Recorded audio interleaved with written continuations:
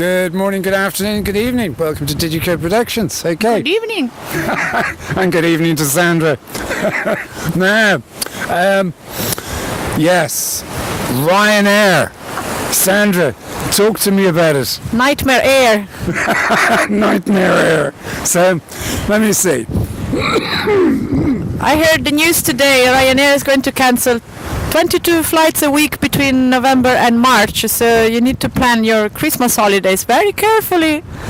It also effectively means it's possibly a lottery. You'll book yourself onto a December flight and it won't go anywhere.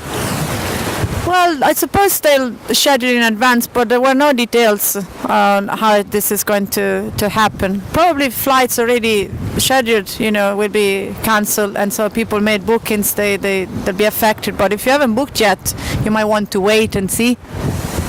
Still, as you quite rightly pointed out, it is still one of the cheapest airlines in the world. Yeah, Michael OLeary seems to be very aware of this because he apparently, that's what I heard on the radio, that he said he knows that people may complain and say I'll never fly again with RyanAir, but then we got a short memory when it comes to our pockets. It is very cheap, it is very convenient, and then a flight cancel with RyanAir, you want to rebook, you're going to spend 3 or 4 times more with another company. They can't beat them. It's difficult to beat RyanAir, I have to say. 22 euros to London. It's cheaper than getting on the bus. To London? To London. It is actually cheaper. I think the bus is 39, if I remember correctly. So, yes.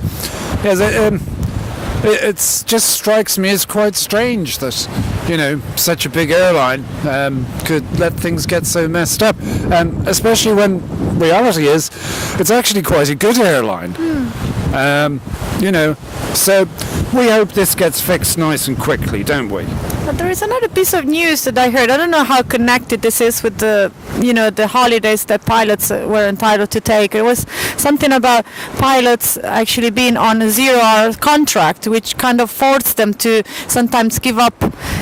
Come to work, which means flying, even if they may be sick because they might not be covered otherwise. So there was like an issue at European court level because that puts our passenger safety, at risk. I'd never actually thought about it. I kind of had a chill down my spine when I heard this. Yeah. A pilot coming in to fly his RyanAir aircraft on a 0 hours contract, which means he might be tempted to come in, and even though he's got the flu, he's still going to fly. That would be a major issue if it turned out to be the case. Mind you, I did also hear that they're recruiting something like 250 further pilots. Okay. So perhaps that will solve the problem. But they either employ more people or, I don't know how they're going to fix this. Yeah. They need to give them. I know the pilots are obliged to fly 6 months of the year in total. Once they finish their hours, they have to stay home. Whether they do it, in slots, or they do 6 months in June, July, then they have to stay home. They can't fly more than 6 months a year. Okay. It's interesting when pilots have the same kind of terms as people who might work in McDonald's or Burger King. Very interesting that might be the world is turning, but nonetheless, that is the reality of how employment is working at the moment. So maybe Michael OLeary hasn't got it completely wrong at all. Thank you very much. Thank you.